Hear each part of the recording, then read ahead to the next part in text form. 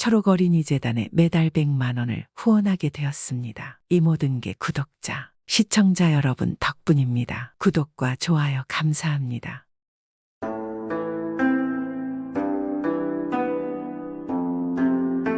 옛날 옛적에 어느 산골 마을에는 아주 효성이 지극한 돌쇠가 병든 어머니를 봉양하며 살아가고 있었습니다. 이 돌쇠는 산에 나무를 하러 다니며 어머니가 먹을 음식과 약을 장만하였고 남은 것으로 간신히 입에 풀칠을 하며 살아가는 상황이었습니다. 그런데 어느 날 갑자기 어머니가 쓰러져 있었습니다. 이럴 수가 어머니 안 돼요.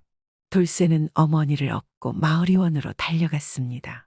마을의원에 도착한 돌쇠는 의원에게 어머니를 보였습니다. 의원은 어머니의 상태를 살펴보았습니다. 보고는 진맥을 한 뒤에 돌쇠에게 고개를 절레절레 흔들어 보였습니다. 어머니의 몸이 많이 상하셨네. 기력도 너무 떨어지셨고 기가 허하셔. 아무래도 어머니께서는 정신을 차리기가 힘드실 거야. 기력이 워낙 없으셔서 말이지. 아니, 그럼 무슨 방법이 없습니까? 말씀만 해주시면 제가 무엇이든지 다 해보겠습니다. 그런 말이야. 방법이 있기는 한데 그것이 결국 상한 기력을 다시 회복해야 하는 거니까 그걸로 치면 산삼이 제일이지. 산삼이 필요하네. 그것 또한 100년쯤은 묵은 산삼으로 말이야. 내 산삼 말입니까? 그것을 어찌 구할 수 있습니까? 혹시 가지고 계신 것이 있으면 부탁을 드리겠습니다. 값이 얼마든 제가 반드시 그 값을 치를 것입니다. 자네가 성실하고 정직한 거야. 내가 알지. 내가 가지고 있었으면 내 진작에 내주었을 것인데 이 산삼이 어디 구하기 쉬운 것인가? 그것도 한 100년 넘은 것들은 돈을 주고 사려면 집 몇 채 가격은 될 것이고 산에서 아무래도 캐야 할 것인데 그런 산삼이 어디 쉽게 캐지겠는가? 구해오겠습니다. 어머니를 회복시킬 수 있다면 해야지요. 돌쇠는 의원의 말을 듣고 그날부터 인근의 산이라는 산은 이 잡듯이 뒤지고 다녔습니다. 그래도 수년간 나무꾼 생활을 한덕의 산길을 다니는 것은 익숙하였습니다. 하지만 문제는 100년 묵은 산삼은커녕 그냥 도라지도 구하기가 어려운 것이라 발견될 기미가 보이지 않는 것이었습니다. 그래도 돌쇠는 계속 산을 뒤지고 다녔습니다. 그러던 어느 날 돌쇠는 이상한 소문을 듣게 되었습니다. 어느 마을이 있는데 마을의 앞산에는 귀신이 나와서 사람들이 잘 들어가지 않는다는 것이었습니다. 보통 사람들 같으면 귀신이 나온다는 산을 무섭게 생각했을 테지만 돌쇠는 달랐습니다. 뭐라고 사람들이 잘 안 들어간다고? 인적이 드문 산이라 그렇다면 산삼이 있을 것이야. 산삼은 사람떼가 타지 않는 곳에 있다고 했거든. 돌쇠는 너무나 기뻐하며 산골 마을로 향했습니다. 마을에 도착하자 어쩐지 이 마을이 왠지 모르게 너무나 음침하였습니다. 그 마을을 거쳐야 산 입구에 다다를 수 있었기에 돌쇠는 마을을 들어서서 산 입구를 찾았습니다. 그런데 마을 사람들은 돌쇠를 이상한 눈초리로 바라보며 아니 뭐야, 이 마을 사람들은 왜 이렇게 나를 경계하는 거지? 외지인을 싫어하는 것인가? 그렇게 고개를 갸우뚱하며 걷던 돌쇠는 어느덧 마을에서 산으로 들어가는 입구를 발견하였습니다. 돌쇠는 거침없이 그곳으로 들어가려 하였습니다. 그런데 그때였습니다. 뒤에서 돌쇠를 부르는 소리가 들려왔습니다. 이봐, 거기는 들어가면 안 돼. 돌쇠가 소리의 뒤를 돌아보니 웬 노인이 서 있었습니다. 네, 무슨 말씀이세요? 왜 안 된다는 거죠? 그 산은 들어가면 안 돼. 산에 들어가면 못 나와. 거기 들어가서 살아나온 사람이 없어. 저기 팻말 안 보이나? 돌쇠가 노인이 가리키는 곳을 보니 그곳에는 정말로 나무 팻말이 있었고 거기에 이렇게 쓰여 있었습니다. 산에 귀신이 나오니 절대로 산에 들어가지 마시오. 돌쇠는 팻말을 보고 잠시 망설였습니다. 하지만 주먹을 불끈 쥐고 산 입구로 들어가기 시작했습니다. 귀신 따위가 무서울 소냐. 어머니를 위해서 반드시 산삼을 구할 것이야. 돌쇠는 노인의 만류를 뿌리치고 산으로 들어가려 하였습니다. 그러자 노인이 빠르게 다가와서 돌쇠의 앞을 막아서서는 말했습니다. 이거 아주 막무가내로구만. 그럼 명심하게나 절대로 뒤를 돌아봐서는 안 된다네. 알겠는가? 뒤를 돌아보면 큰일 나. 내 뒤를 돌아보지 말라고요. 왜 그러시는데요? 명심하게 뒤를 돌아보면 자네 목숨이 위험해. 앞만 보고 가게나. 그 무슨 소리가 나도 절대로 뒤를 돌아보지 마라. 알겠습니다. 명심하겠습니다. 돌쇠는 그렇게 대답을 하고는 산으로 들어갔습니다. 그런 돌쇠의 뒷모습을 노인이 걱정되는 듯 한참을 바라보았습니다. 이 돌쇠는 산에 들어서자 울창한 나무 숲에 들어갔고 그곳은 왜인지 모를 음침한 기운이 온몸을 뒤덮었습니다. 아니, 갑자기 왜 이렇게 추운 것이지? 참으로 기운이 이상한 산이로구나. 많은 산을 다녀보았지만 이런 으스스한 산은 처음이로구나. 그리고 잠시 후 돌쇠는 산속 깊은 곳에 이르러 커다란 바위를 하나 발견하였습니다. 보통 저런 커다란 바위 밑에 산삼이 있다고 그랬는데 돌쇠는 커다란 바위 밑으로 가서 아래를 살펴보았습니다. 하지만 그곳에는 산삼은 보이지 않았습니다. 돌쇠는 그렇게 낙심하고 돌아서려 하는데 발밑에 이상한 것이 느껴졌습니다. 뭐지, 여기는 왜 밟는 느낌이 다른 걸까? 돌쇠는 고개를 갸우뚱하며 그냥 가려다가 아무래도 이상하여 그곳을 파보기로 하였습니다. 약간 땅을 파보니까 뭔가 천조각 같은 것이 보였습니다. 그래서 돌쇠는 계속 땅을 파보았습니다. 서서히 땅 속에서 드러난 것은 웬 여인의 옷이었습니다. 그리고 잠시 후에는 옷 속에 앙상하게 해골이 된 사람의 사체가 보였습니다. 아이, 이럴 수가. 사람이 어찌 이런 곳에 묻혀 있단 말인가?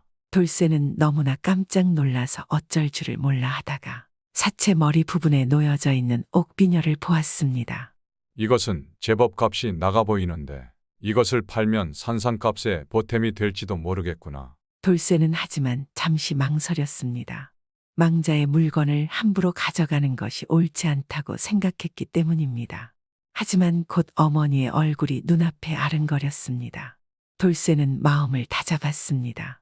지금 내가 생각할 것은 어머니의 건강이야. 이것을 팔아서라도 산삼 찾는데 보탬이 된다면 그럼 산삼을 더 빨리 구할 수도 있을 것이야. 돌쇠는 그렇게 옥비녀를 챙겨 들었습니다. 그리고 다시 파낸 흙을 묻고 걷기 시작했습니다. 여전히 산속에는 발자국 소리 말고는 아무런 소리도 들리지 않았고 해가 저무는지 점점 더 어두워졌습니다. 그런데 돌쇠는 순간 이상한 것을 느꼈습니다. 자신이 걷는 발소리 말고도 뒤에서 다른 소리가 들리는 것만 같았습니다. 뭐가 이상한데 돌쇠는 순간 걸음을 멈췄습니다. 저벅저벅 돌쇠가 발걸음을 멈춘 뒤에도 발자국 소리가 두세 번 더 난 뒤에 소리가 멈췄습니다. 뭐지, 이게 무슨 소리야? 누군가 뒤에서 따라오는 것 같아. 돌쇠의 등에는 식은땀 한 방울이 주르륵 흘렀습니다. 뒤를 돌아보고 싶었지만 그때 노인이 산에 들어가기 전에 신신당부를 했던 것이 떠올랐습니다. 절대로 뒤돌아보지 마. 그래, 뒤돌아보면 안 된다고 했지. 그럼 앞만 보고 가자. 잘못 들었을 거야. 돌쇠는 다시 걷기 시작했습니다. 그런데 아무래도 이상한 소리가 계속 뒤에서 들려왔습니다. 돌쇠는 다시 멈췄습니다.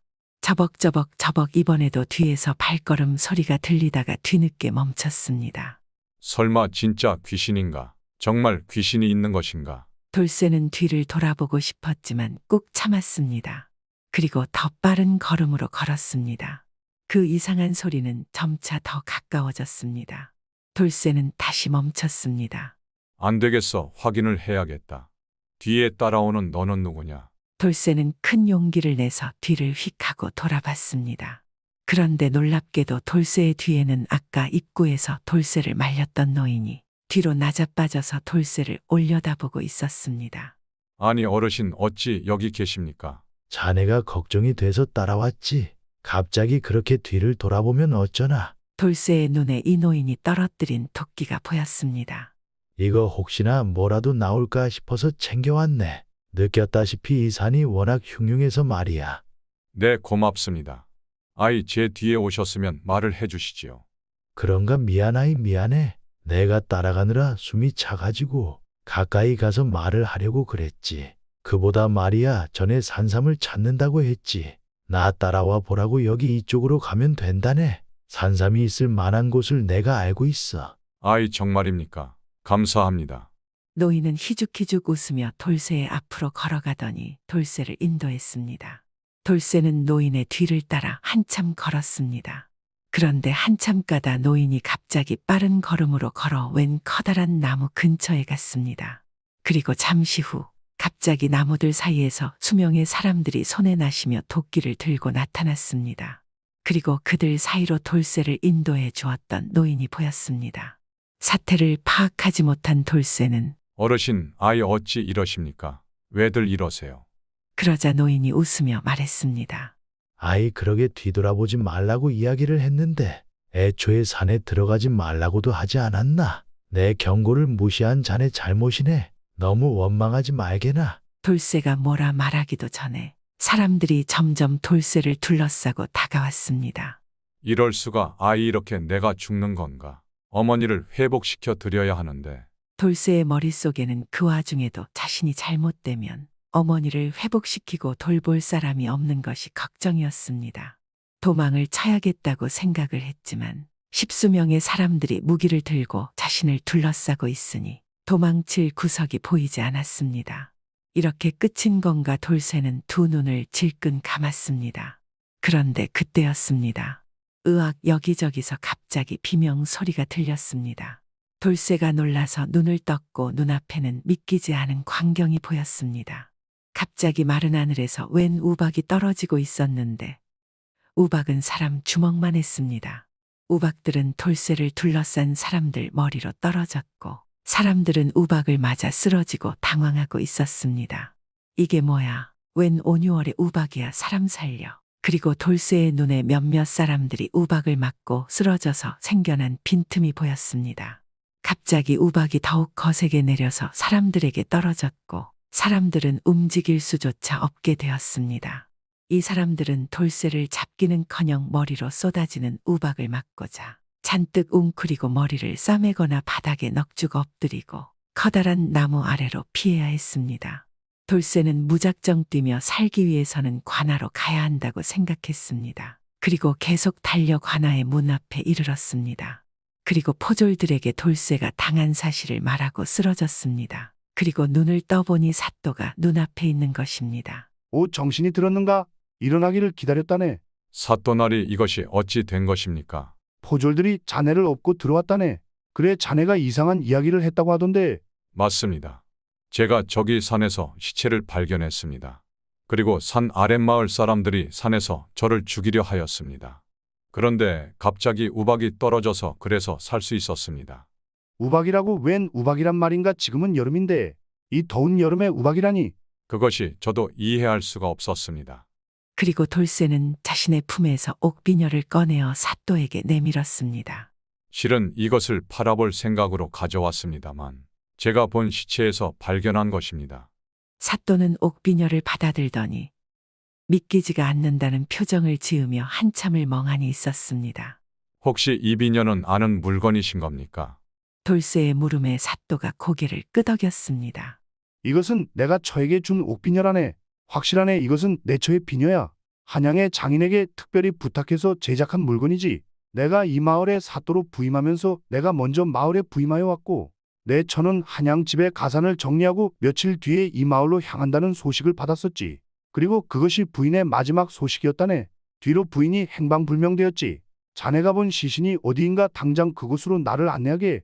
돌쇠는 곧장 사또와 포졸들과 함께 자신이 시신을 봤던 큰 바위로 향했습니다. 그리고 곧 포졸들이 큰 바위 아래를 수색하기 시작하였고 금세 돌쇠가 보았던 시신을 발견하였습니다. 사또는 발견한 시신을 확인하고는 오열하기 시작했습니다. 그토록 찾아 헤매던 부인이 맞았습니다. 그리고 포졸들이 사또에게 말하는 것입니다. 사또, 시신이 또 있습니다. 시신들이 한두 구가 아닙니다. 그 큰 바위 아래에는 수십 구의 시신들이 더 묻혀 있었습니다. 사또가 잠시 놀라하며 보고를 받다가 돌쇠에게 다가와서 물었습니다. 자네를 아랫마을 사람들이 죽이려고 했다 했지. 그렇습니다. 이 산에 귀신이 나온다고 절대로 들어가지 말라고도 하였고요. 그리고 산에서 수명의 마을 사람들이 갑자기 제 앞에 나타나서 무기를 들고 저를 죽이려고 달려들었습니다. 돌쇠의 말에 사또가 포졸들을 불렀습니다. 당장 산 아랫마을로 갈 것이다. 분명 이들의 죽음과 아랫마을 사람들이 관련이 있을 것이니라. 사또는 곧장 포졸들을 데리고 아랫마을로 향했습니다. 그리고 산 아랫마을을 샅샅이 수색한 끝에 마을 곳곳의 집 창고에서 사또의 부인이 가져오던 집안의 여러 폐물들과 재물들이 발견되었습니다. 또한 훔치고 빼앗은 듯한 다른 재물들도 많이 발견되었으며 실종된 것으로 알려진 사람들의 물건들이 대거 발견되었습니다. 조사해보니 마을은 선량한 사람인 척 살아가는 산적들의 소굴이었고 그들은 인근의 사람들을 해치고 재물을 빼앗는 짓을 일삼아 왔던 것이었습니다. 결국 돌쇠의 신고로 숨겨왔던 마을 사람들의 모든 악행이 밝혀지게 되었고 선량한 척 사람들을 해치던 산적들은 사또에 의해서 모두 소탕되었습니다. 사람들은 사또의 부인을 비롯한 살해당한 많은 사람들의 원혼이 돌쇠를 구하기 위해 한여름에 우박을 내린 것이라 이야기하며 신기해하였습니다. 사또가 산적들의 일을 해결하고 돌아와서 돌쇠에게 다가와 말했습니다. 자네 참으로 고맙네. 덕분에 실종된 부인의 시신도 찾고 이렇게 장례를 치러줄 수 있었다네. 또한 인근에 사라졌던 많은 이들의 시신도 찾을 수 있었다네. 못된 산적들도 잡고 말이야. 자네가 어머니의 병을 고치기 위해 산삼을 찾다가 일이 되는 것이라고 들었는데 맞는가? 네, 맞습니다.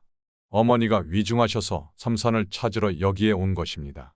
사또는 수소문에서 겨우 구한 100년 된 삼산을 돌쇠에게 주었습니다. 삼산을 구한 돌쇠는 집으로 가서 어머니에게 다려드렸습니다. 그러자 어머니는 건강을 회복하고 돌쇠와 오래오래 잘 살았습니다. 이번 이야기는 지극한 효자의 마음을 억울하게 죽은 원혼들이 도와준다는 것 아니겠습니까? 요즘은 부모님에게 100년 된 삼산을 드릴 수는 없지만 자주 찾아뵙고 살뜰히 챙긴다면 이것이 100년 된 삼산이지 않겠습니까?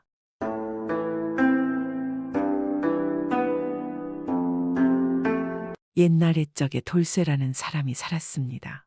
돌쇠는 어려서부터 부모를 잃고 갈 곳 없이 이곳저곳을 정처 없이 떠도는 신세였습니다. 돌쇠는 고아이고 배운 것은 없지만 차명특하고 사려 깊은 사내였습니다. 여느 양반집 자제였다면 장원급제하여 나란 일을 할 제목이었습니다. 그런 그가 도성 옆에 있는 한 약방 주인에게 거두어져서 그곳에서 자비를 하고 숙식을 해결하며 바쁘게 살아갔습니다. 그리고 그의 나이가 16살이 되었을 때 일입니다. 오늘은 손님도 별로 없고 마침 약재들도 정리를 다 미리 해두었으니까 참 한가하구나. 돌쇠가 한가롭게 약방 앞에 앉아서 지나가는 사람들을 바라보고 있었습니다. 그런데 웬 남자가 지나가고 있었는데 모습이 평소에 보던 사람이 아니었습니다. 아니 뭐지, 내가 여기에 있으면서 이런저런 사람들이 많이 봐왔는데 저런 사람은 처음 보는데 차려입은 것 하며 생김새가 보통 사람은 아닌 것 같구나. 몸에서 알 수 없는 기운이 뿜어져 나오는 것 같아. 돌쇠는 마침 할 일도 없고 호기심도 생겨서 남자를 따라가 보기로 결정을 하였습니다. 남자의 집에 이르자 돌쇠는 담벼락위로 올라가 남자의 일거수일투족을 몰래 살펴보았습니다. 그런데 이 남자가 아주 품위가 있고 하는 행동이 훌륭해 보였습니다. 누군지는 모르지만 아주 훌륭한 사람이로구나. 아무도 보지 않은 곳에서도 저리 행동거지가 바르다니. 내가 수없이 많은 사람들을 봐왔지만 이 근방에 저 정도의 인물은 없었다. 내가 따를 만한 사람이로구나. 돌쇠는 사실 약방의 일에 지루함을 느끼고 있었습니다. 그는 그의 능력에 비해 일이 너무나 쉽기도 했고 좀 더 큰 일을 하고 싶다는 아주 원대한 포부가 있었기 때문입니다. 마침 약방 주인도 종종 자신에게 다른 뜻이 생기면 언제든지 떠나도 된다고 이야기를 해준 터라 돌쇠는 바로 남자의 집 문 앞에 가서 문을 두드렸습니다. 돌쇠가 문을 두드리자 남자가 문을 열었고 돌쇠는 다짜고짜 남자 앞에 엎드려 절을 하며 말했습니다. 저를 거두어 주십시오. 저는 무슨 일이든 잘 해냅니다. 거두어 주시면 곁에서 모시면 뭐든 하겠습니다. 반드시 나으리에게 쓰임이 있을 것입니다. 돌쇠의 말에 남자는 이렇다 저렇다 말없이 그를 자신의 집 안으로 들어오게 해주었습니다. 그 남자는 나라에서도 용맹하고 현명하다는 황장군이었습니다. 돌쇠는 황장군의 집에 들어간 뒤로 그를 충실히 따르며 그가 필요로 하는 일은 그가 굳이 말하지 않아도 잘 챙겼습니다. 그러자 황장군 또한 돌쇠를 무척 마음에 들어 하였습니다. 황장군은 돌쇠를 며칠 살펴보고는 그의 내력이나 그가 어떤 사람인지 알아보지도 않고 그에게 자신의 모든 집안일을 맡겼고 재산까지 관리하도록 시켰습니다. 돌쇠는 그런 황장군의 믿음에 보답하듯 숨김도 거짓도 없이 황장군의 집안일을 살뜰히 챙기고 재산을 늘렸습니다. 그러던 어느 날 황장군이 돌쇠를 불러 말했습니다. 돌쇠야, 나의 일을 돌봐준 지도 수년이 되었구만. 너도 이제는 장가갈 때가 되지 않았나? 그렇긴 하지만 저는 그저 나리의 일을 돕는 것에 만족합니다. 그냥 곁에서 나으리를 모실 수 있게 해주십시오. 아니다. 너에게 적당한 혼처를 마련해 줄 것이니 그리 알거라. 황 장군은 그러더니 정말로 어떤 부잣집과 돌쇠를 혼인시켜 주었습니다. 그리하여 그는 부잣집의 사위로 들어가게 되었습니다. 마을 사람들은 떠돌이 신세였던 돌쇠가 졸지에 부잣집 사위가 되었고 부잣집에서 딸에게 많은 재산을 주어 보냈기에 돌쇠는 단번에 부자가 될 수 있었습니다. 돌쇠의 주변 사람들은 그렇게 단번에 부자가 된 돌쇠를 무척 부러워하였습니다. 이보게 자네 아주 좋겠어. 갑자기 벼락 부자가 되었구만. 맞아 아유 장가 잘 가서 팔자가 폈구만 폈어. 얼마 전까지만 해도 우리와 똑같은 사람이었는데 이제는 많은 재물과 좋은 집에 정말 부럽구만. 돌쇠는 지인들의 부러움 섞인 말에도 그저 초연하게 대답했습니다. 뭐 그런 것들이 무슨 의미가 있는가? 별 좋을 것 없다네. 돌쇠는 재물에는 별 관심이 없었고 그저 혼인한 뒤에도 황 장군의 일을 계속 잘 살폈습니다. 그런데 어느 날부터인가 돌쇠가 그만 노름판에 출입하기 시작했습니다. 예전과 다르게 더욱 사는 게 무료했기 때문입니다. 그리고 노름판에 가는 빈도가 늘더니 어느 날부터는 아주 매일같이 노름판에 들락날락하며 그곳에서 무례배들과 어울렸고 그것도 모자라 이곳저곳 돌아다니며 방탕한 생활을 시작했습니다. 돌쇠의 그런 행동에 그를 알던 이웃들은 물론이고 황 장군의 측근들이나 황 장군의 가족들은 이 돌쇠를 마구 욕해댔습니다. 거복에나 근본 모르는 사람을 거두어줘서 잘 대해주었더니 결국 일이 되지 않았는가. 당장 쫓아내게. 주변 사람들이 대부분 이런 식으로 이야기를 하였으나 황 장군은 돌쇠를 처음처럼 계속 잘 대해 주었습니다. 그러니 오히려 주변 사람들은 돌쇠를 감싸주고 내치지 않는 황 장군을 더 이상하게 생각할 정도였습니다. 그리고 얼마 후 황 장군은 임금을 호위하는 호위군 금군의 수장으로 임명이 되었습니다. 그는 워낙 능력이 출중하고 인품이 훌륭하였기에 금세 임금의 신임을 받았고 얼마 뒤에는 삼도의 수군을 총괄하는 삼도수군 통제사로 영전을 하여 부임하기 위해 길을 떠나게 되었습니다. 한편 황 장군은 죄를 지은 전임 통제사를 잡아오라는 어명도 함께 받았습니다. 그는 어명을 받자마자 궁을 나와서는 바로 돌쇠를 찾았습니다. 그때도 돌쇠는 노름판에서 노름을 하는 중이었습니다. 한참 도박을 하고 있던 돌쇠에게 황 장군의 부하가 달려와 황 장군이 그를 찾는다고 이야기하였습니다. 돌쇠는 말을 듣자마자 판을 박차고 일어나 황 장군에게 달려갔습니다. 그러자 황 장군은 돌쇠에게 앞뒤 설명 없이 말했습니다. 당장 어명을 수행해야 하니 속히 행장을 꾸리고 나를 따르라. 황 장군의 말에 돌쇠는 즉시 움직였습니다. 행장을 꾸리고 가족들에게 인사를 하며 바로 황 장군을 따랐습니다. 그 모습을 본 황 장군의 주변 사람들은 모두들 수군댔습니다. 아니 어명을 받아 중요한 일을 하러 가는 사람이 기껏 데려가는 사람이 도박에 빠져 사는 노름꾼이란 말인가. 황 장군은 어찌 저 인간을 믿는 건가. 저놈 반드시 황 장군의 앞길을 막을 거야. 사람들은 이미 돌쇠가 지난 몇 년간 살아온 행태를 보며 그를 안 좋게 보고 있던지라 혀를 차며 걱정을 하였습니다.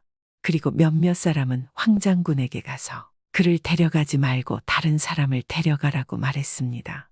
하지만 황 장군은 고개를 저으며 돌쇠를 데리고 길을 나섰습니다.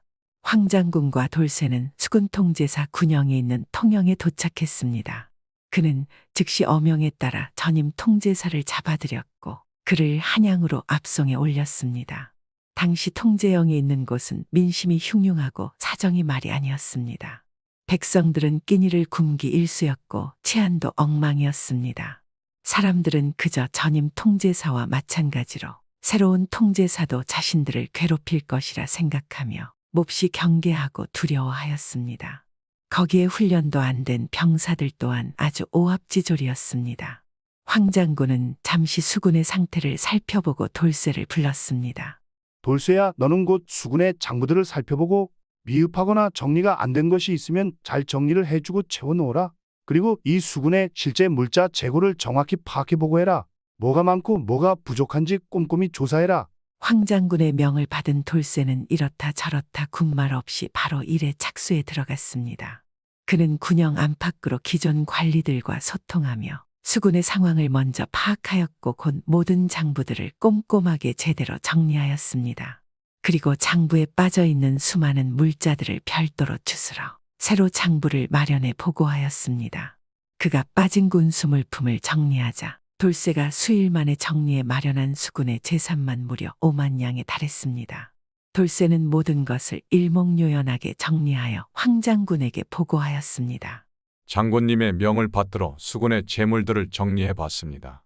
장부와는 다르게 별도로 추스린 재물이 5만 양에 이르는데 이 재물들을 어찌 처리하면 좋겠습니까? 돌쇠의 물음에 황장군은 잠시 고민하다가 돌쇠에게 말했습니다. 돌쇠 너에게 맡기겠다.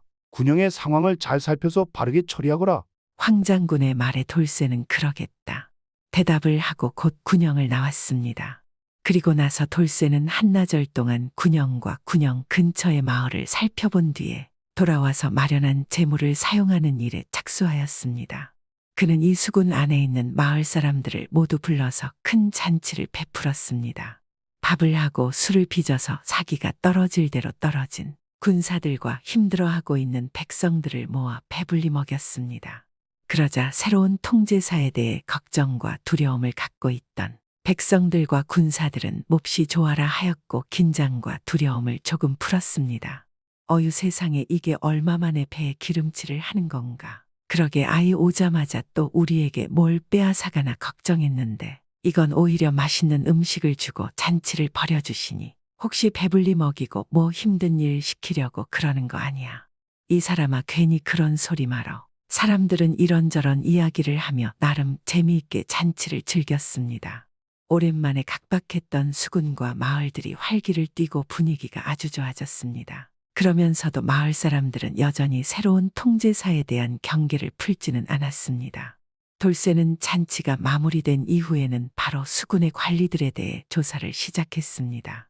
그는 세금을 포탈한 자나 수군의 물건이나 공금을 함부로 쓴 자들을 파악하여 통제사 황장군에게 보고하며 변상을 명하도록 청했습니다.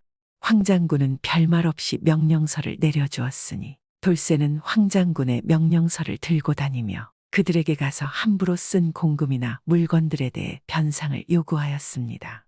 기존의 관리들은 다들 돌쇠에게 네가 뭔데 이리 설쳐대느냐 하고 따지고 들었으나 돌쇠는 그때마다 통제사의 명령서를 보이며 이는 통제사께서 지시하시는 것이며 저는 명을 수행할 뿐입니다. 하였으니 다들 아무런 대꾸도 하지 못했습니다. 그렇게 돌쇠가 주야를 가리지 않고 돌아다니며 수많은 관리들과 군관들에게 변상을 받으니 또 수천 금의 돈이 모여들었고 곡식도 수백 석이나 수군에 모였습니다. 돌쇠는 모인 공금과 곡식들을 굶주림에 힘겨워하고 있는 통제영 인근의 백성들에게 저리로 빌려주었으니 굶어 죽을 위기에 놓여 있던 백성들은 어둠 속에서 한 줄기 빛을 만난 듯 기뻐하였습니다. 기뻐하고 고마워하는 백성들에게 돌쇠는 말했습니다. 이는 모두 새로 오신 통제사께서 지시하신 바입니다. 통제사께서는 항상 이곳 수영의 마을 사람들을 걱정하고 계십니다. 또한 앞으로는 어떠한 명목으로도 마을 사람들에게 수탈을 하지 않는다고 말씀하셨습니다. 전임 통제사의 횡포도 모두 임금님께 고했으니 아마 큰 벌을 면치 못할 것입니다. 앞으로는 생업에만 전념하십시오. 돌쇠의 말에 모든 사람들은 통제사를 입이 닳도록 칭찬하였고 사람들은 드디어 이 새로운 통제사 황장군에 대한 불안과 두려움 걱정을 떨쳐버리고 그를 잘 따르게 되었습니다. 그렇게 온통 수군의 군과 마을 사람들이 다시 정상화되어 활기를 띠웠고 맡은 바 일과 생활에 충실하게 되니 전임 통제사가 엉망으로 망쳐놓은 수군은 다시금 제 모습을 찾게 되었습니다. 이렇게 돌쇠가 수군의 살림을 총괄하는 동안 황장군은 통제영의 군사들을 훈련하고 군의 기강을 잡는 일에 집중할 수 있었습니다. 그러자 곧 통제영 군사들은 일전에 왜군을 벌벌 떨게 했던 최강 수군의 위용을 되찾았습니다. 이렇게 되니 삼도 저녁에는 통제사 황장군의 명성이 드높아졌습니다. 한양에 있는 임금 또한 이 소식에 몹시 흡족해하였으며 황장군을 아주 칭찬하였습니다. 후에 황장군이 통제사의 임기를 무사히 마치고 다시 한양으로 돌아오게 되었습니다. 그리고 임금에게 가서 돌쇠의 역량에 대한 것을 말했습니다. 전하, 사람들이 저를 칭송하는 것은 제가 잘해서가 아닙니다. 제 밑에 일하는 돌쇠라는 사내가 있어서입니다. 이 사실은 전하는 알고 계셔야 할 것 같았습니다. 그는 제가 데리고 있기만은 그릇이 큽니다. 이젠 저보다는 전하 곁에 두어 나라에 쓰임있게 하소서.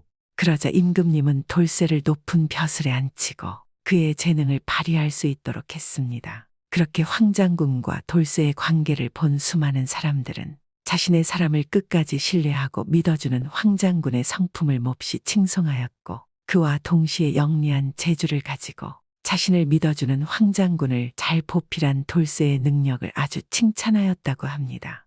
요즘 우리들도 이렇게 두 사람처럼 믿어주는 사람이 있으면 지금보다 더 능력을 발휘하지 않겠습니까? 장군바위. 옛날 옛적의 바닷가 근처에는 아주 큰 바위가 하나 있었습니다. 그런데 어느 날 해안가에서 큰 전쟁이 벌어졌는데 이 고장 출신의 한 장군이 이 마을 뒷산에 올라가게 되었습니다. 그는 산을 내려오다가 말고 산의 한 봉우리에 자리 잡은 두 개의 널찍한 바위에 자신이 입고 온 옷을 벗어놓고 전장에 나가기 위해 군복으로 갈아입었습니다. 그리고는 바다로 나가서 바다 한가운데에 저기 가까이 있는 섬까지 몸을 숨기며 나갔습니다. 섬에 몸을 숨기고 있던 장군은 매일 고향을 그리워하였습니다. 그리고 장군은 어느 날 고향을 그리는 마음으로 활을 당기어 화살을 쏘았습니다. 그러면서 장군은 이렇게 말하는 것입니다. 내가 지금 쏘는 화살은 육지에서 내가 이곳으로 떠나올 때 군복으로 바꿔 입기 위해 벗어놓은 옷을 맞출 것이다. 그리고 옷은 내가 다시 돌아가서 바꿔 입을 옷이니까 내가 다시 돌아갈 때까지 아무도 건드리지 말아다오. 라고 하였습니다. 그렇게 장군은 비장한 표정으로 화살을 시위에서 당겼습니다. 그런데 놀랍게도 화살은 정말 바다를 건너서 바위에 벗어놓은 장군의 옷 위에 정확하게 떨어졌습니다. 이럴 수가 엄청난 활솜씨다. 정말 대단하구만 대단해. 장군의 활솜씨에 주위 사람들은 너무나 감탄하였고 그래서 장군이 옷을 장군의 말대로 아무도 건드리지 못하게 간직하고자 바위 아래에 숨기기 위해서 바위를 들어 올렸습니다. 온 사람들이 힘을 합쳐서 바위를 들어 올렸는데 마치 장롱처럼 아래에는 옷을 넣어두라는 듯 온통 텅텅 비어 있었습니다. 그래서 사람들은 장군의 옷을 잘게서 속에 넣어두고 다시 바위로 덮어두었습니다. 그리고 세월이 흘렀습니다. 그런데 난리가 끝나고도 장군은 좀처럼 돌아오지 않았습니다. 바위 밑에 간직한 옷은 그때 개서 넣어둔 채로 아직도 그대로 있다고 합니다.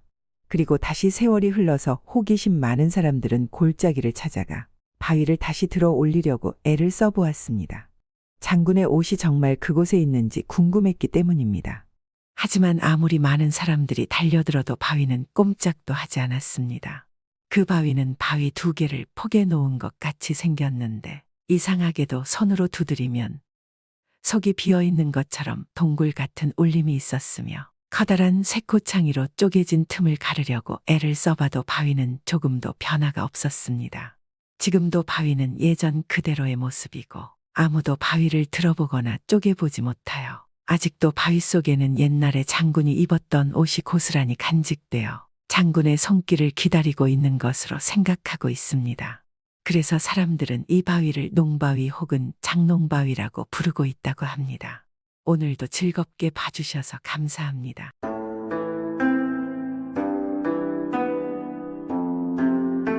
옛날 옛적에 어느 마을은 김진사라는 부자 양반이 살고 있었습니다. 김진사는 평생 걱정 없이 살아오며 하루하루 무탈하게 살았습니다. 그런 김진사가 평생 고생하지 않았던 탓인지 집안에 우환이 생겼습니다. 김진사에게는 어렵게 낳은 독자 아들이 있었습니다. 김진사의 아들 돌쇠는 김진사에게는 하나뿐인 독자라 그야말로 쥐면 깨어질까 불면 날아갈까 애지중지 기른 것이었는데 몇 년 전부터 얼굴에 이상스러운 종기가 나기 시작하여 점점 시뻘건 종기가 툭 붉어지기 시작하여 걷잡을 수가 없었습니다. 김진사는 소문난 부자라 의원이라 약이라 하고 써볼 대로는 써보았지만 효염이 있기는 고사하고 얼굴빛이라든지 눈썹이 문정문정 빠져가는 것이 틀림없는 천연병의 증세였습니다.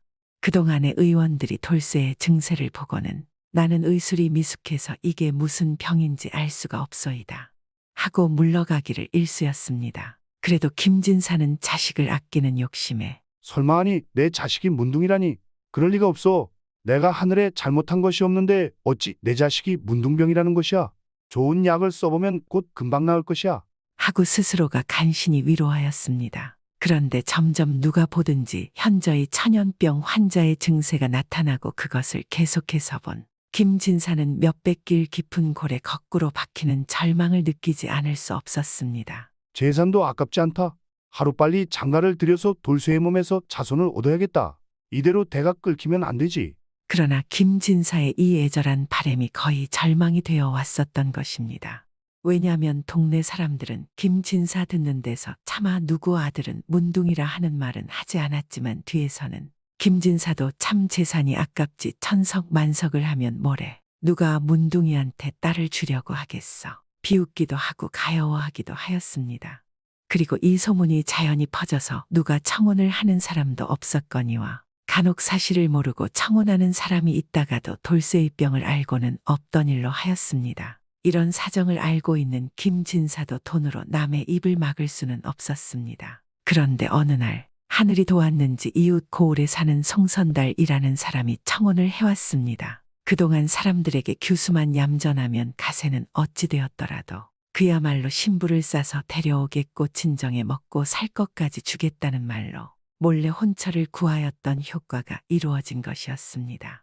김진사의 아들이 문둥병이라는 소문이 이웃 고을까지는 퍼지지 않았던 덕도 있었습니다. 이송선달 집에서는 양반이라는 것과 더구나 소문난 부자라는 말에 혹하여서 귀여운 딸을 잘 알아보지 않고 딸을 내놓기로 작정하였습니다. 김진사는 이 통혼을 받고는 두 말 없이 승낙을 하고는 송선달의 호감을 사기 위하여 적지 않은 금품을 혼수에 쓰라고 사주와 함께 보내기까지 하였습니다.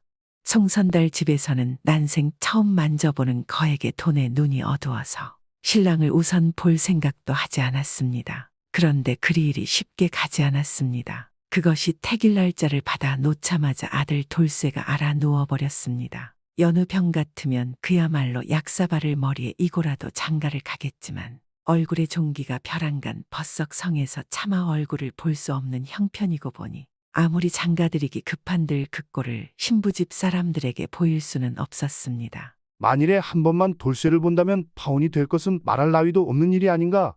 하필이면 이럴 때내 보름만 더 참아주지 하늘도 무심하구나. 김진사는 택일 단자를 꺼내 들고 탄식하였습니다. 그리하여 김진사는 홀렛 날을 닷새 앞두어서부터는 어떤 사람들도 보지 않았습니다.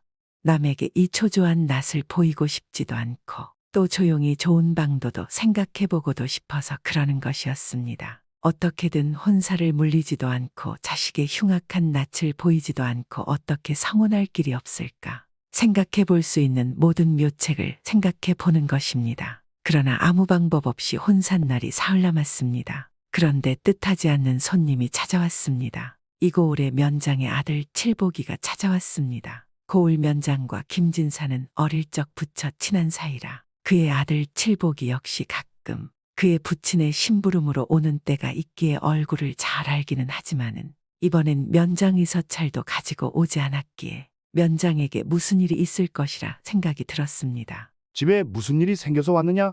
아무 서찰도 가지고 오지 않고 그냥 온 것이. 오늘 실은 아버지께서도 모르시게 혼자 생각으로 어르신을 뵈러 왔습니다. 하고는 다음과 같은 청을 하였습니다. 여쭙기에 염치 없습니다마는 돈 3,000냥 빌려주셔야 저희가 멸문지화를 면하겠습니다. 김진사는 돈이라는 것보다 멸문지화라는 말에 깜짝 놀라서 재차 물었습니다. 아이 그게 웬 소리냐?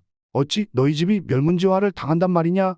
아버님께서는 면장을 8년 동안이나 면장 소임을 맡아보는 동안에 돈을 모으기는커녕 그나마 있던 것을 다 없애고 필경에는 가족을 먹여 살릴 수가 없으니까 일확천금의 꿈을 꾸고 관금을 가져다가 투기에 이용하였더니 일이 꼬이느라 모두 날리고 빚이 늘어나면서 당황하고 초조하여 그것을 복구하려다가 마침내 국고에 3,000냥의 커다란 구멍을 내고야 말았습니다.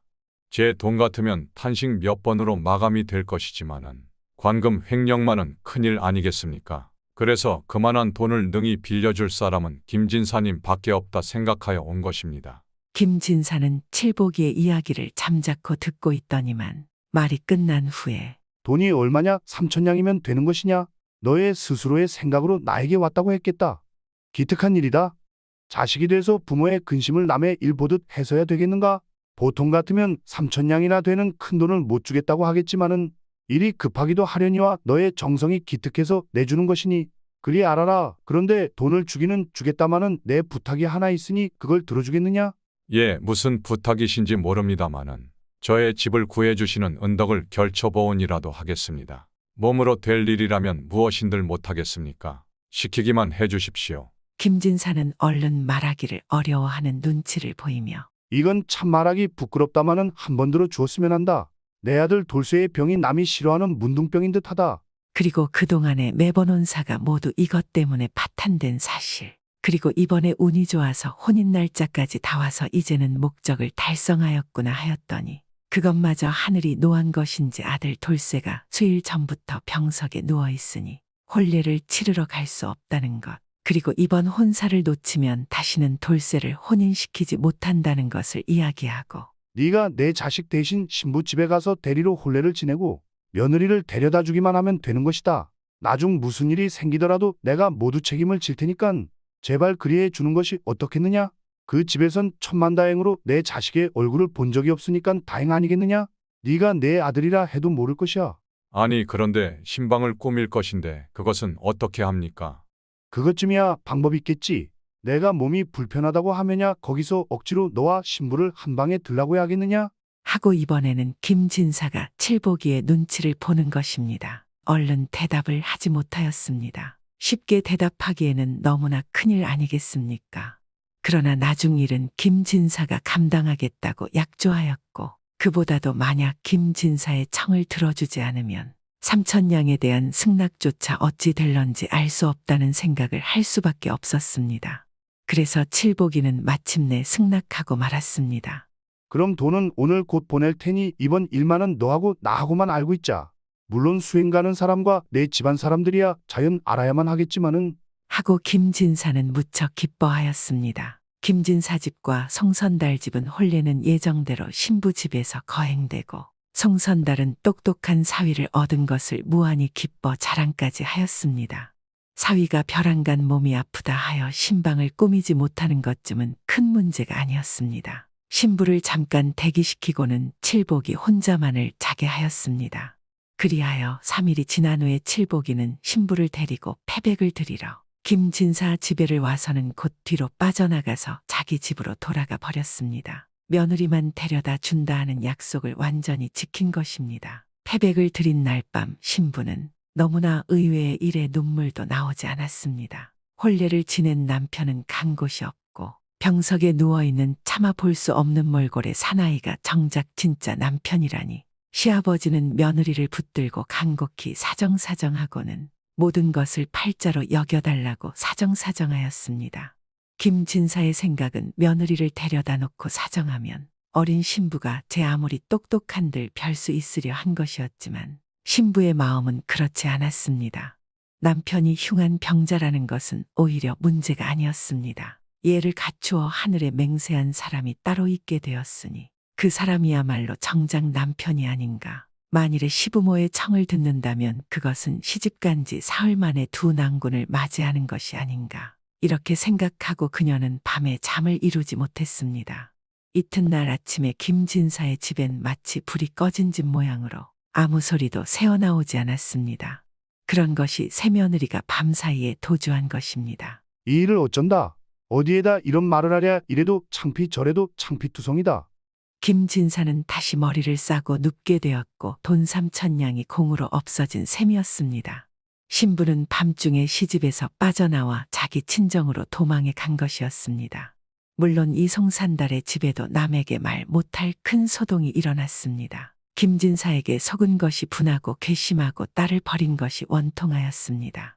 그러나 송선달의 딸은 송선달에게 김진사 집에다가 시비를 거는 것보다 혼례를 지낸 신랑을 찾아달라고 하였습니다. 그리하는 것이 두 집안 창피를 면하는 길이고 또 자기가 응당해야 하리라고 했습니다. 송선달은 딸이 말이 사리가 합당하여 부모의 만류도 소용이 없었습니다. 그래서 우선 신랑을 찾기로 결정이 되었습니다. 그런데 생각할수록 공경에 빠진 것은 김진사였습니다. 며느리는 얻지도 못하고 돈 잃고 창피 보고 더구나 남에게 사정 이야기도 못할 부끄러운 일이 아닌가? 김진사의 집은 지옥에 빠진 집안처럼 깊은 슬픔에 잠겨 있게 되었습니다. 이 형편을 잘 아는 면장과 칠복이는 남의 일 같지 않아서 근심이 되지 않을 수가 없었습니다. 남에게 큰 불행을 끼치고라도 자기만 일이 잘 되면 그만이라는 생각이 그리 만든 것이라 생각했습니다. 송선달 집에서 신랑 대신 온 대리신랑이 면장의 아들이라는 것을 알고는 송선달 집에서는 강경한 엄포가 왔습니다. 칠복이가 딸과 혼인했으니 당연히 사위라는 것입니다. 만약 그것에 응하지 않는다면 사기 혼례로 관아에 고해서 벌을 받게 할 것이라고 말입니다. 칠복이는 크나큰 발목을 잡힌 이상 두말을 할 수 없게 되어서 신부의 집의 요구대로 그리로 장가를 다시 가지 않을 수가 없었습니다. 이런 모든 사연을 곁에서 듣고 앉았던 칠복이의 누이 동생 꽃분이는 말하는 것입니다. 제가 무엇 알겠습니까마는 우리 집이나 송선달 집에는 잠깐 창피를 보셨을 뿐이지 전화위복이라더니 우리 집은 멸문을 면했으니 그리 손해될 일은 없었습니다마는 제일 가여운 것이 김진사 어른이 아닙니까? 아버지께서는 김진사 어른의 돈이 아니었다면 지금 어떤 고초를 당했을지를 모를 것을 그 어른의 돈으로 이를 피하고 나서 은혜를 갚기는 고사하고 도리어 김진사 어른의 욕심이라 그리 말하면 세상에 이럴 법이 어디에 있습니까? 만일에 우리만 잘 되었다고 친구를 외면해버린다면 하늘이 용서하시지 않으리라니겠습니까? 그러자 칠복이가 여동생에게 말하는 것입니다. 글쎄 내 말이 옳기는 하다마는 애초에 우리가 그리 하자고 해서 한 일도 아니고 또 지금 김진사의 근심을 덜어주잔들 별 도리가 없지 않느냐. 김진사 어른은 며느님 하나만 생겼으면 이 근심이 없어지지 않겠어요. 그야 그렇지. 그러면 그 집에 더 이상 아무 걱정이 없고 면목도 살릴 수 있지. 그럼 제가 그 댁으로 들어가겠습니다. 그리고 그 집의 며느리가 되겠습니다. 칠복이는 자기의 귀를 의심하였습니다. 아니 문둥이와 혼인한다는 것이냐. 그것이 말이 되느냐. 문둥이 아니라 미친 사람에게도 가야만 될 형편이면 가야 합지요. 이것이 어쩔 수 없는 저희 팔자입니다. 저 하나 이 세상에 없다.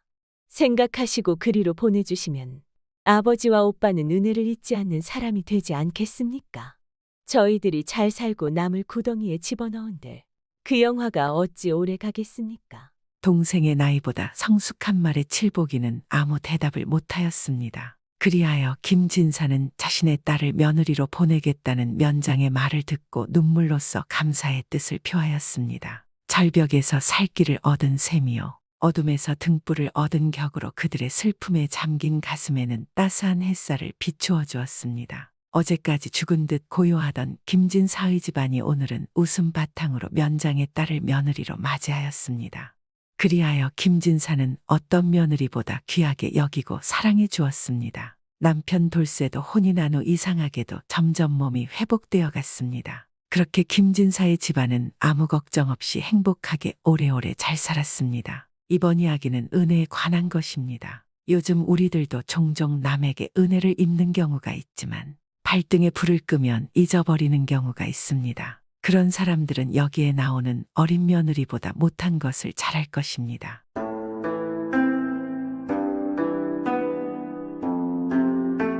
옛날 옛적에 어느 마을에는 병든 어머니를 모시고 사는 효자 돌쇠가 있었습니다.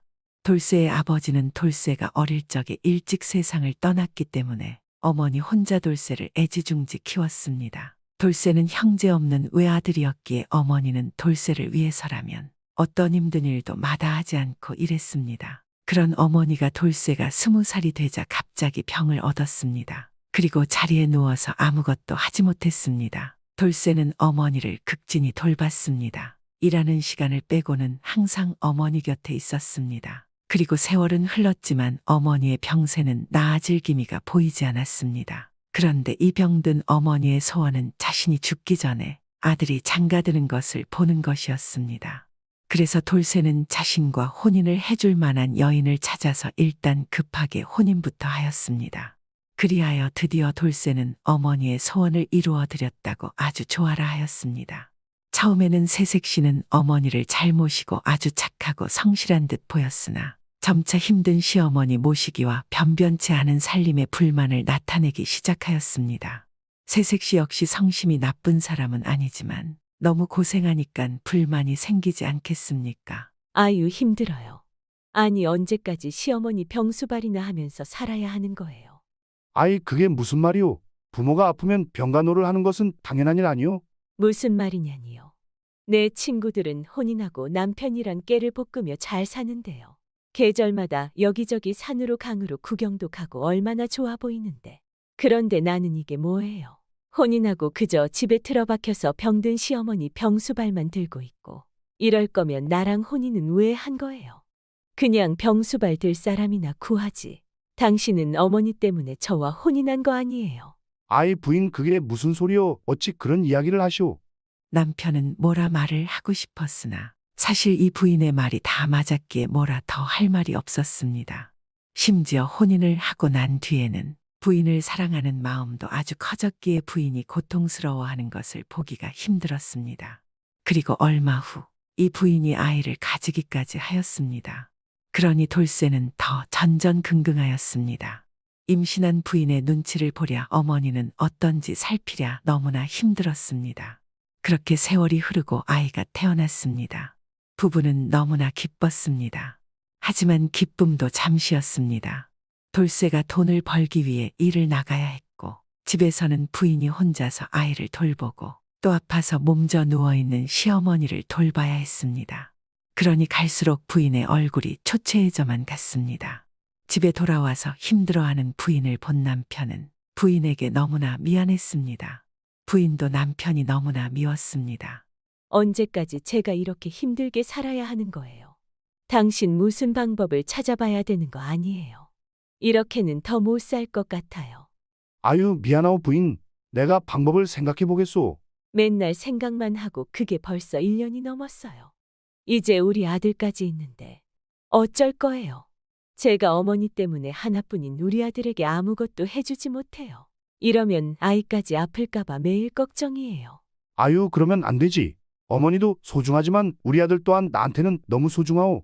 돌쇠는 그렇게 한참을 부인을 달래고 쩔쩔매다가 밖으로 나왔습니다.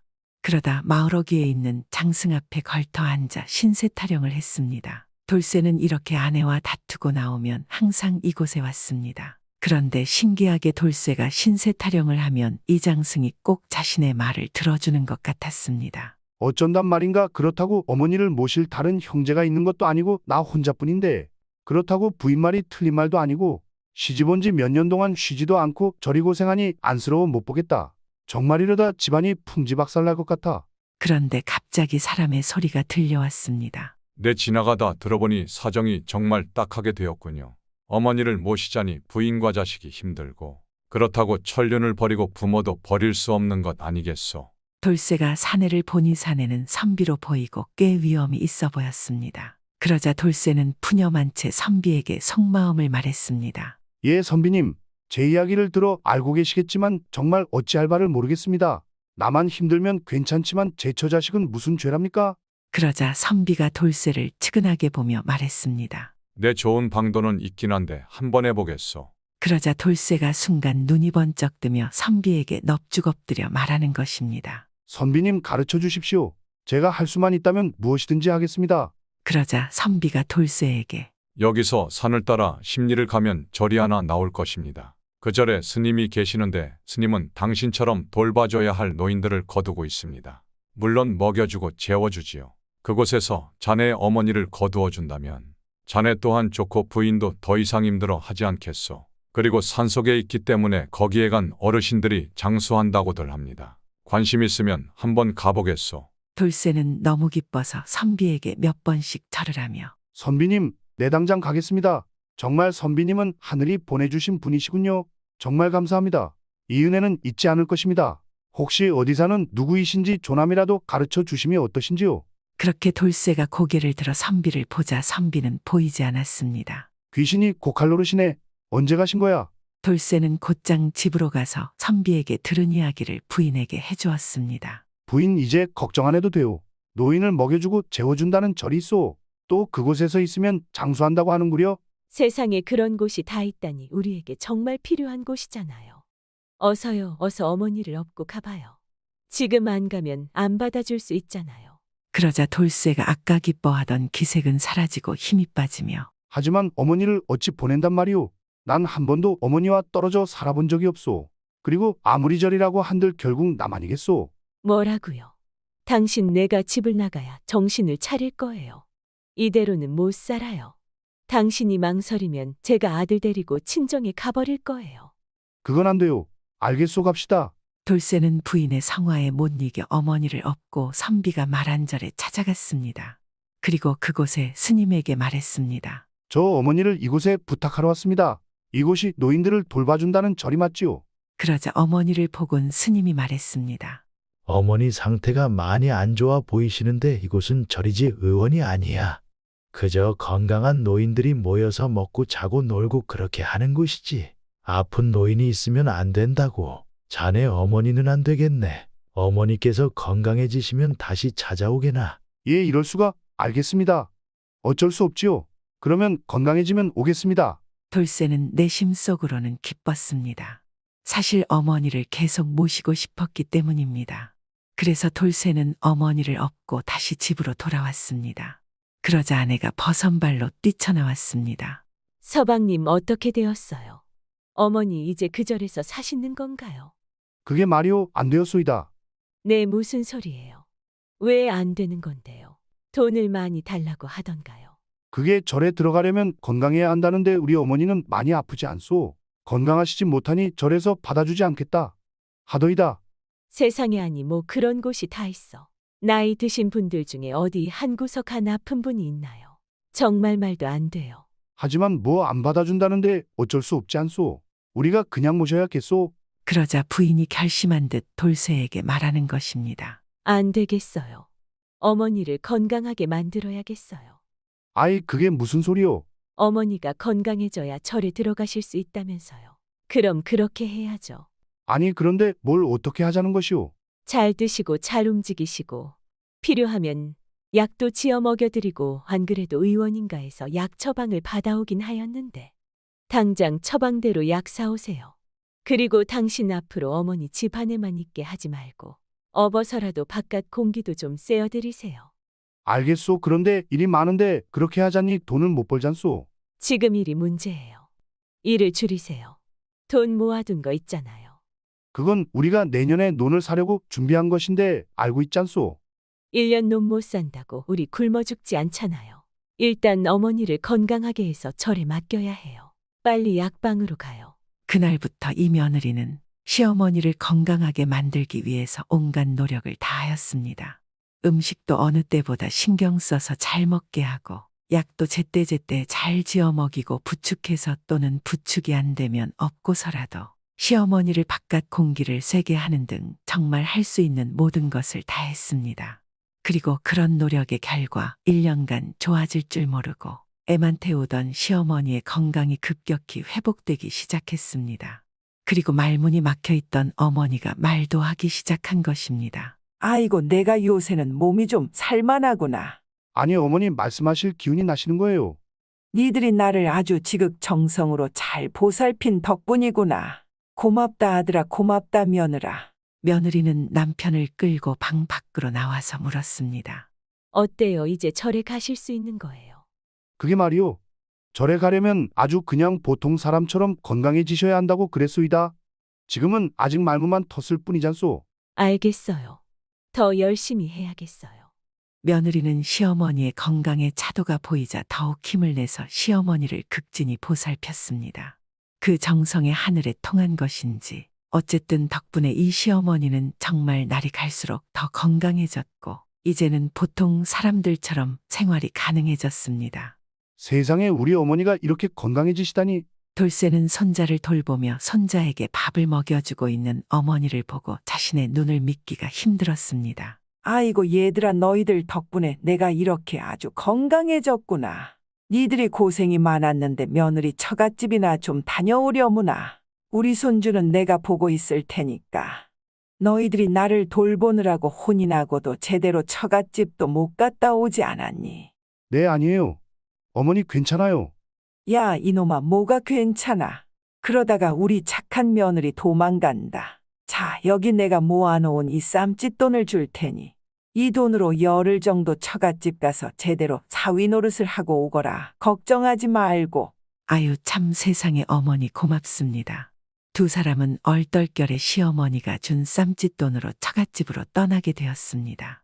그들은 모처럼 산이며 강이며 들이며 다니고 즐겁게 처갓집에서 시간을 보냈습니다. 돌쇠 또한 처갓집 식구들에게 줄 값진 음식과 옷을 사다가 드렸습니다. 여태 못한 사위 노릇을 한 것입니다. 혼인을 하고 처음 있는 일이었습니다.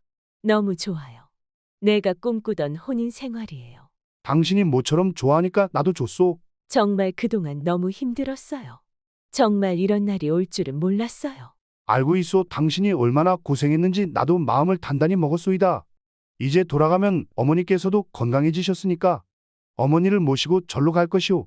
남편의 말에 부인이 갑자기 화들짝 놀라며 말했습니다. 네, 그게 무슨 말이에요. 어머니 절에 보내서는 안 돼요. 아예 안 된다니 무슨 소리냐니. 당신이 입에 달고 살지 않았소. 어머니 절에 보내드리자고. 서방님 안 돼요. 저는 이제 어머님 모시고 살기로 결심했어요. 아니 그게 정말이오. 하루도 어머니랑 살기 싫어하지 않았소. 이렇게 건강을 되찾는 것도 절에 보내려 그리한 것이 아니오. 아니에요. 우리 어머니가 칠보기도 잘 봐주시고 세상에 며칠 전에는 밥상을 차려주셨는데 아니 어쩜 그렇게 음식 솜씨가 좋으신 거예요. 세상에 태어나서 그런 맛있는 음식은 처음 먹어봤어요. 어머니가 가시면 두 번 다시 먹지 못하잖아요. 우리 어머니가 예전부터 음식 잘하시기로는 이 동네에서 제일이시긴 하셨소. 어쨌든 저는 어머니 모시고 살 거니까 그리 하세요. 절 이야기는 두 번 다시 꺼내지도 마세요. 알겠어. 그럼 나도 좋지. 잘 되었구만. 잘 되었소.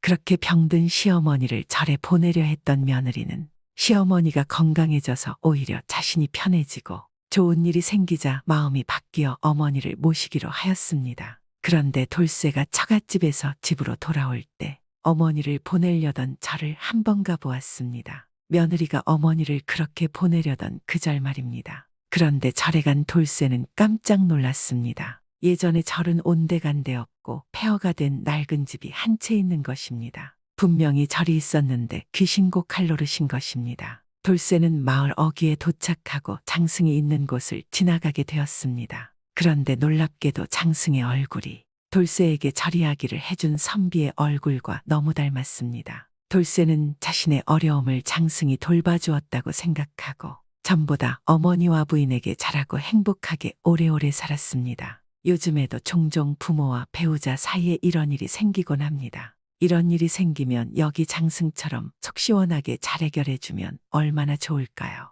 구독은 공짜입니다.